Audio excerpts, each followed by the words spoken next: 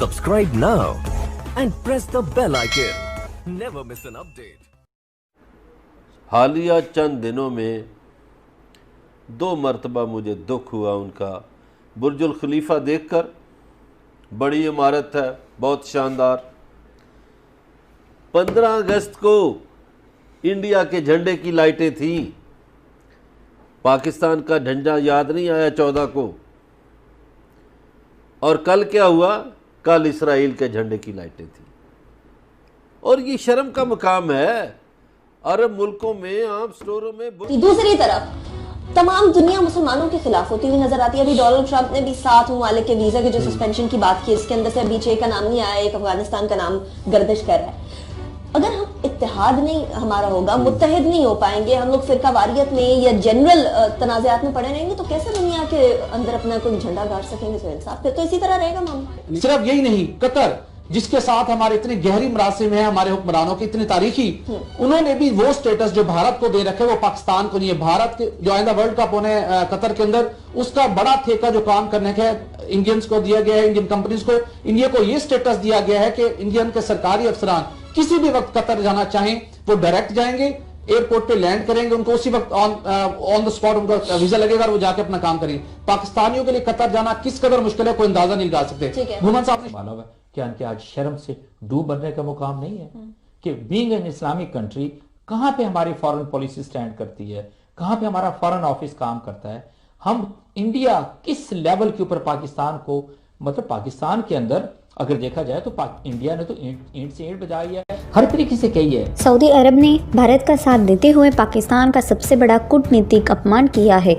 जब पाकिस्तान की सेना से प्रमुख जनरल कमर जावेद बाजवा पाकिस्तान की तरफ से माफ़ी मांगने सऊदी अरब पहुंचे तो सऊदी अरब के शासक मोहम्मद बिन सलमान ने उनसे मिलने तक से इनकार कर दिया। सऊदी अरब पाकिस्तान को ये सबक क्यों सिखा रहे हैं और कैसे ये इस्लामिक दुनिया में आया बहुत बड़ा बदलाव है, ये अब आपको समझना चाहिए। पूरी दुनिया में 53 ऐसे देश है जहां इस्लाम सबसे बड़ा धर्म है और इन 53 इस्लामिक देशों में सबसे शक्तिशाली सऊदी अरब को माना जाता है। आज हम भारत की सबसे बड़ी कूटनीतिक उपलब्धि और पाकिस्तान के सबसे बड़े अंतर्राष्ट्रीय अपमान का विश्लेषण करेंगे।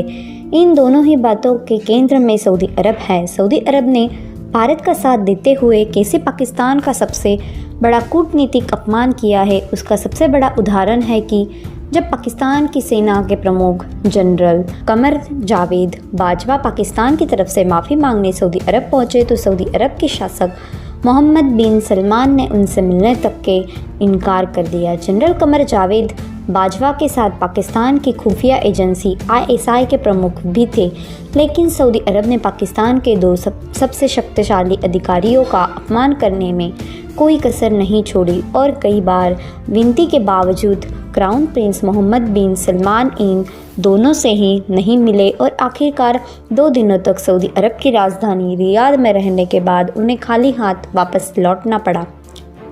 सऊदी अरब पाकिस्तान को ये सबक क्यों सिखा रहे हैं और कैसे ये इस्लामिक दुनिया में आया बहुत बड़ा बदलाव है, ये अब आपको समझना चाहिए। दुनिया भर के 20% मुसलमान अरब देशों में रहते हैं।